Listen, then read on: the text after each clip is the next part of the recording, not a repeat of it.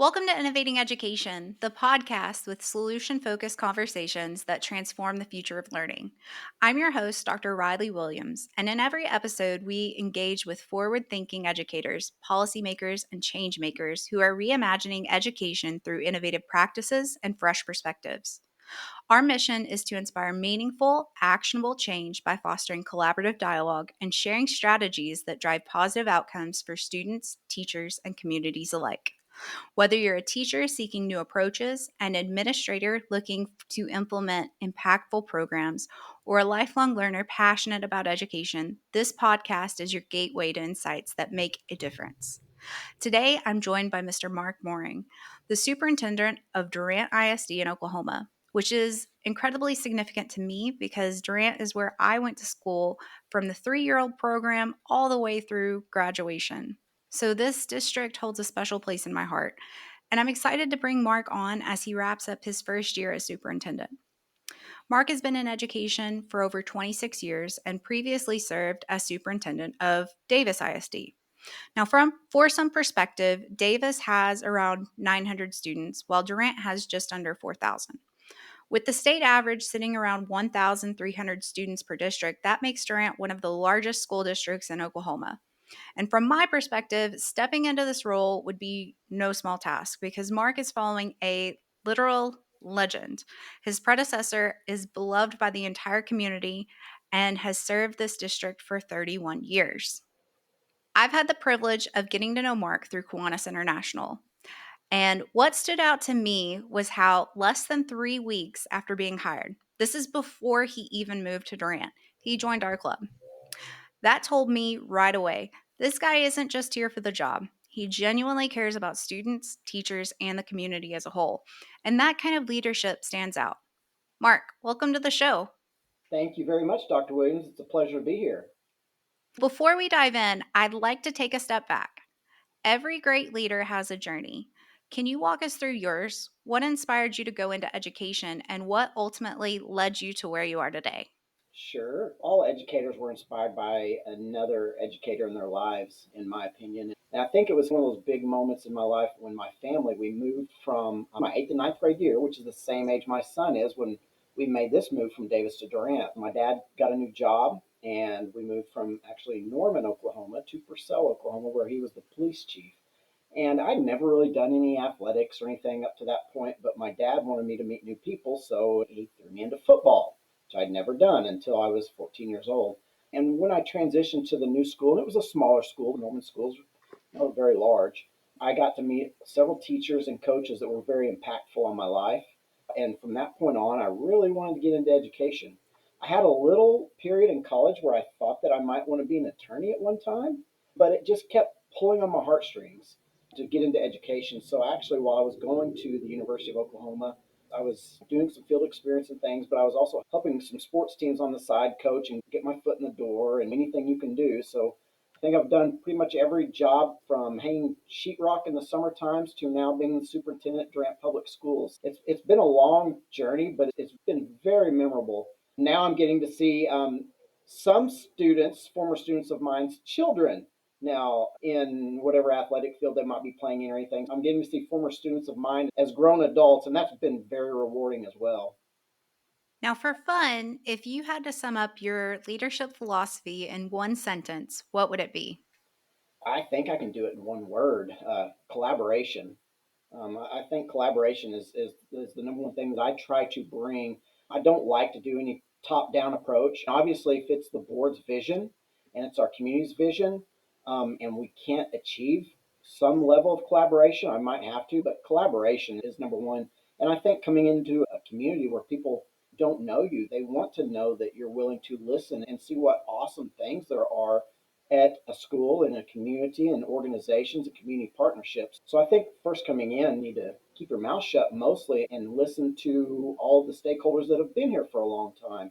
And it's nice when you get to come in because you don't have those established relationships. So you're an open book and you get to listen to everybody. And if somebody's sharing a concern with you about the school, then they're invested in the school. So it's very worthwhile to listen to them.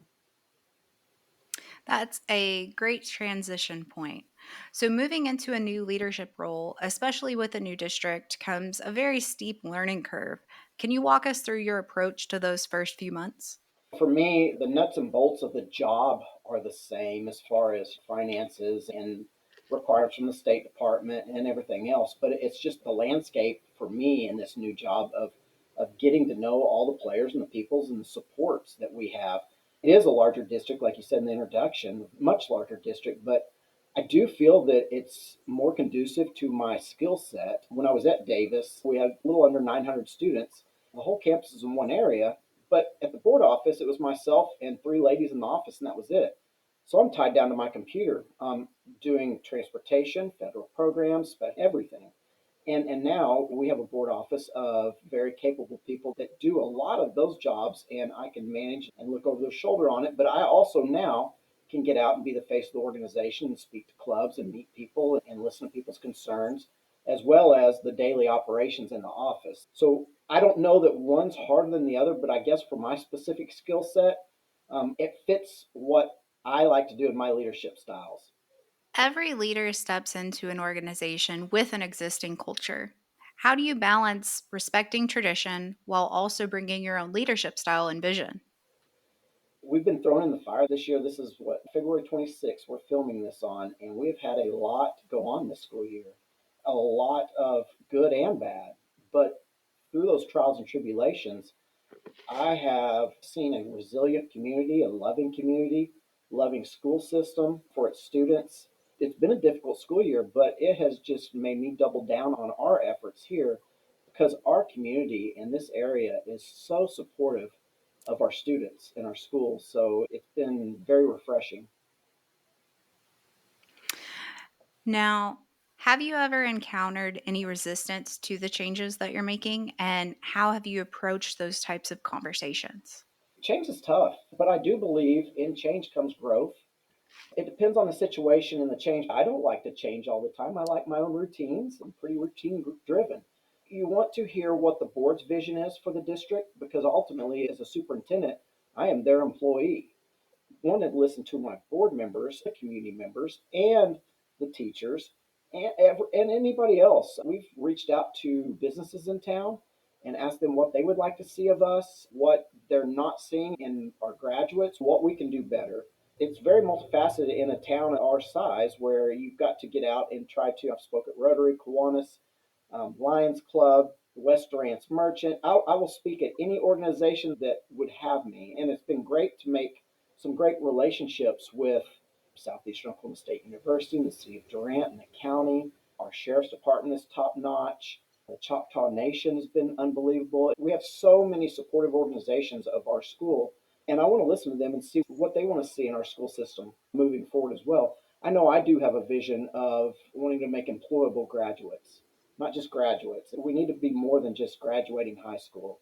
We need to give our kids the base skill sets in the elementary level, but when they get into middle school and high school, we need to get them to know what they want to do or even what they don't want to do through an internship program because that's important too when you graduate high school and you can say, hey, I know I don't want to do that. I tried that. And that's part of being a young adult too.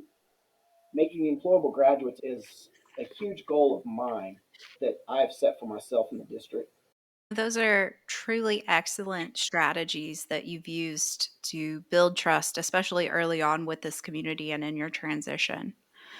When you stepped into this role, how did you identify your key priorities? Was it based on observation, conversations, or data?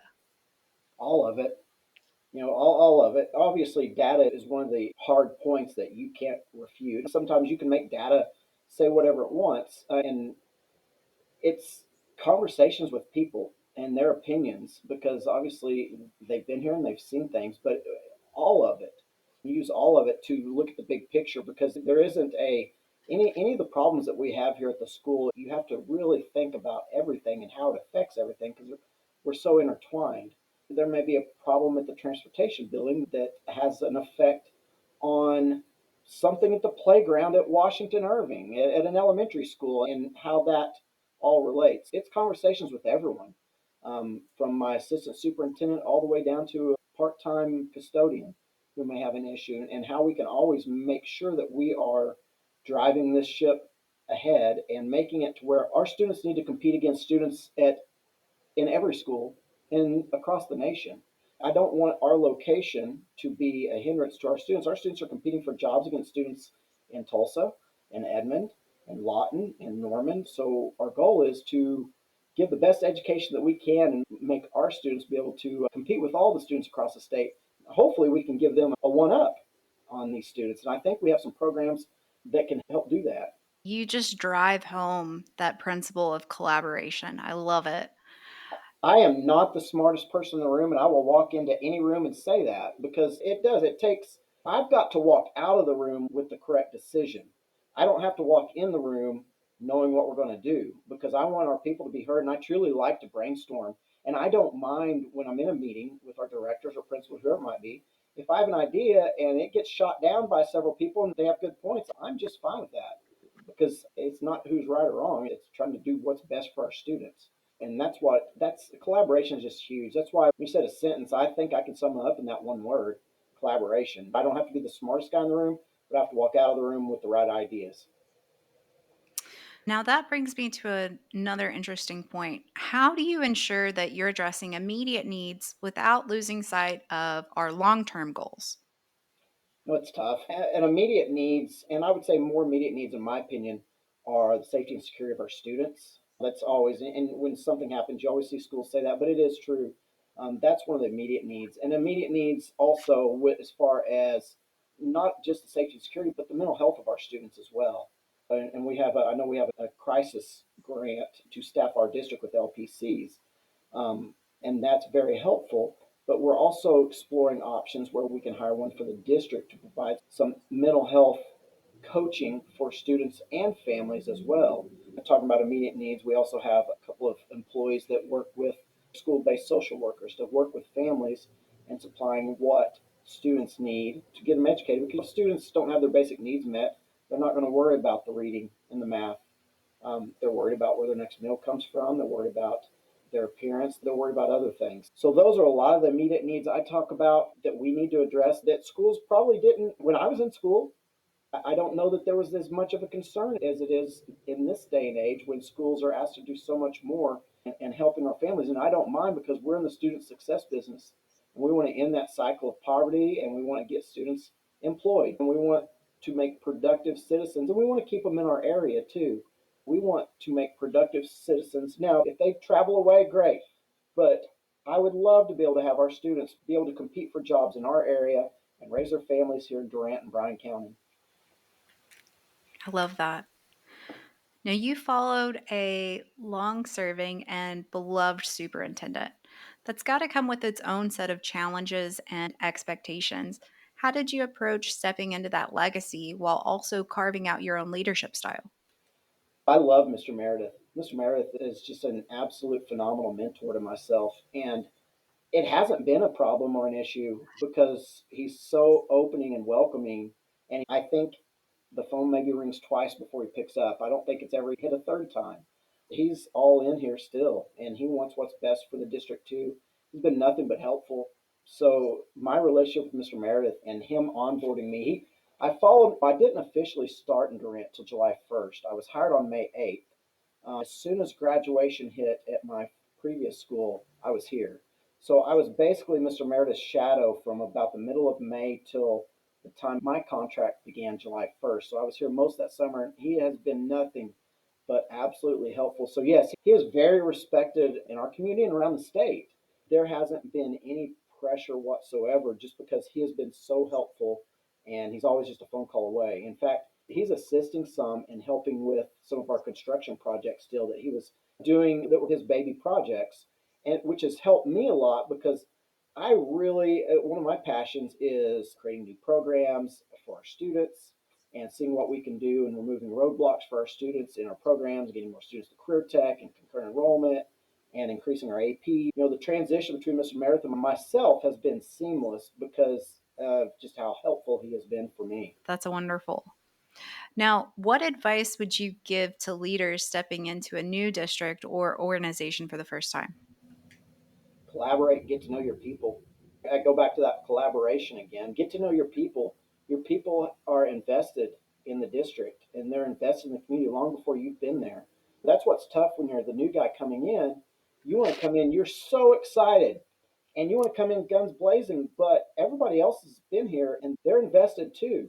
So collaborate with them and see, look at their level of buy-in, what their concerns are, what you can do to help them, see if what they're doing fits your vision, and try to make a collective shared vision of it. When we talk about collaboration, part of collaboration is empowering your people to share ideas, because I've worked for several bosses that I've been the guy that doesn't want to speak up, that I'm afraid of what if whatever I say is stupid, and I'm like, I want to make sure that our people, it's a safe and secure environment to where you can share whatever you want, it's on your mind, safe, secure, and loving environment to where we can, because the more heads you can put together, the better you're going to do solving problems. So that's what I would suggest is you don't come in with a top down approach, guns blazing, and just tell people we're going to do this, we're going to do this, and we're going to do this. Because there's nothing, you can always get better in organizations, but our organization was definitely not broken. I am absolutely blessed to be here and be the leader of it, but we're not broken. We can always get better. I can always get better as a leader, and our people can always get better. And I think we're working to do that. Now, I've already spoke about how much I admire your community engagement. Leadership isn't just about internal operations, it's about building these strong connections beyond the organization. And you didn't waste any time getting involved in the community, even before officially starting your role. Why was that important to you? And what role do you see community engagement playing in leadership? Oh, it's your base, it's your support. It's the people that you turn to when things are bad, when things are good. They share in your successes and your triumphs and your failures. And I've seen that all year. Unfortunately, I've seen it on several good things and several really tough things for our community and our school this year. But building those relationships when times are good really help you when times are bad. You talk about filling that piggy bank, and we want to keep filling that piggy bank and developing those relationships because you're going to need those. All of the community banks have been phenomenal. Like I said, the Choctaw Nation, we actually have met with several of our larger industries in town, CMC, Cardinal Glass, the Choctaw Nation, to see what they would like. We had a sit down with them, and we need to expand that more to see what they would like from our students. And so we're starting to do that with some of our larger industries, but we need to branch off into some of our smaller businesses in town too. I'm not talking small one or two, but smaller businesses that might hire our graduates, because I want our graduates to be employable and, like I said, work here in hopefully in Durant, Oklahoma. I think this really brings in what you're talking about. Schools don't operate in isolation, and they are deeply connected to the communities that they serve. What do you see as the key responsibilities of a leader in trying to foster that connection? Keeping those relationships and open communication. If you're not telling your story to your community, someone else is. And if someone else is telling your story and they haven't had any collaboration with you or the school, usually that story is not going to be accurate. So keeping up those lines of communication with your community members, you've got to tell people what we're doing and how we're doing it, why we're doing it. Right now, I'm trying to make the social clubs in town, and I'm bringing our STEM bus that we got last year, that was built last year. There's a lot of people who haven't seen it yet, so that's been really fun to pull up.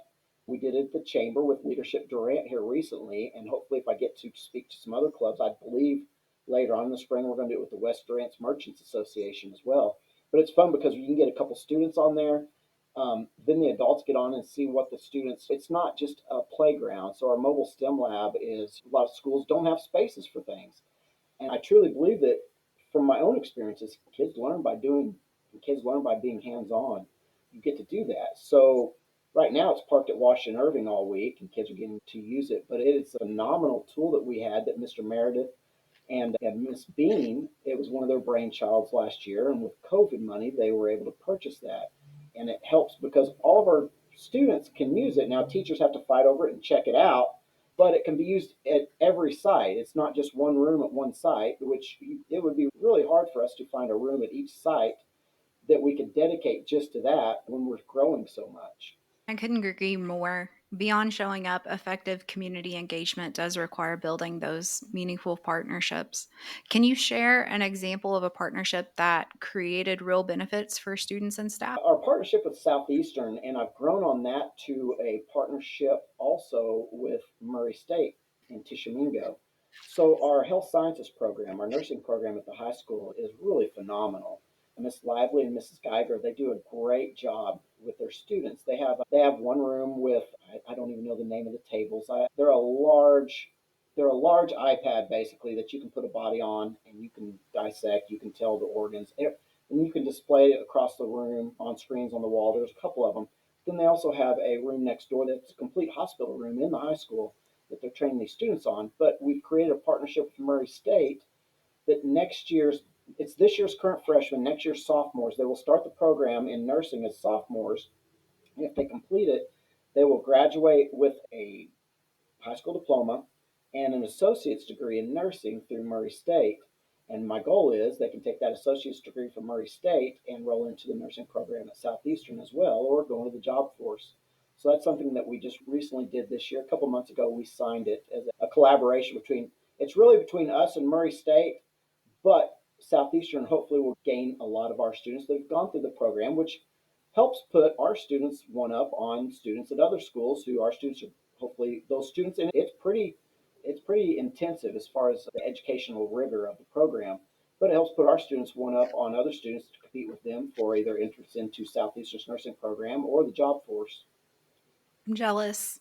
I had a shop class and a home ec class, and that was about it. No, our students, that um, our ag program, our aviation program, where next year we're going to move our aviation program into our old ag facility because our vocational agricultural students in 2 weeks hopefully will be moving into their brand new sparkling facility. And then our aviation students will move into their old facility, and they just got this Tango flight grant where their third and fourth year students will be able to build an airplane over the course of 2 years. And then they can fly it, they can sell it for another airplane, or we can do whatever we choose. But there's several high schools in North Texas, and there's some in Oklahoma as well that are doing the program now. So we're going to offer that next year to our students as well. That's amazing. What do you think schools can do beyond academics to strengthen their role as a central gathering place for families as well as local organizations? It's tough. It's a balancing act because we do have to manage our budgets, and when you open up the schools, you have to pay for custodians, you have to do this and that and the other. There's a balancing act there, but we recently opened up our schools to some community activities, and there are students, but the organization isn't ours for like little league stuff, and we've opened up our gyms for that because they are our students still. They are our community still. So it's really a balancing act and a cost benefit of what we can do. So we are eating some costs on custodial and different things, but our parents of our younger students and our younger parents and families, they don't have to travel out of town as much to attend their children's basketball games. And hopefully we can continue to expand that partnership with our Little League organizations as well. But we take in consideration that when we host events at the school, our town reaps the rewards of that when we bring people in with the school and our tax base and everything else. So we try to host as many things as we can here at the school.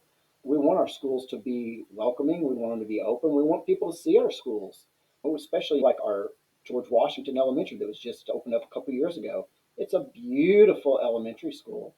And our high school, which is 13 years old, I believe now, love to show it off. And I can't wait to show off our new ag facility at our high school as well. Once we get moved in, we plan on having an open house to thank our community because that was actually built with bond money. The district and Mr. Meredith were so fiscally, financially responsible, that ag facility was not even a thought.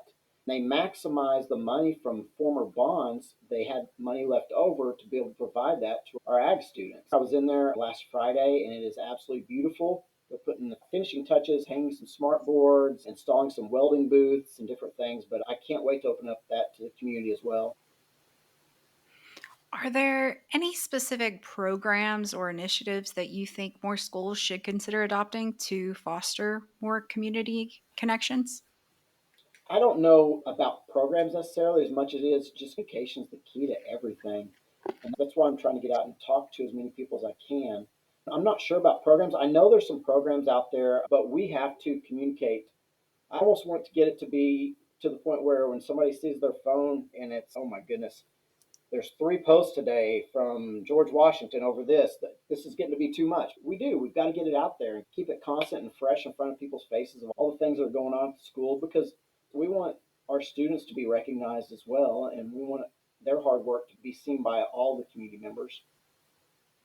And when we talk about community engagement, it is often focused on adults, parents, business leaders, local organizations, but students are a huge part of that equation. How do you encourage student involvement in the larger community?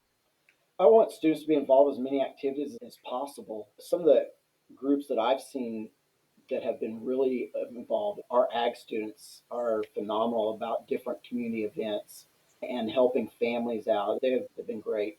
Our Key Club, an offshoot of Kiwanis, they are very proactive. Our student council with Mrs. Bullard as the sponsor, they are phenomenal in helping put on activities for our students.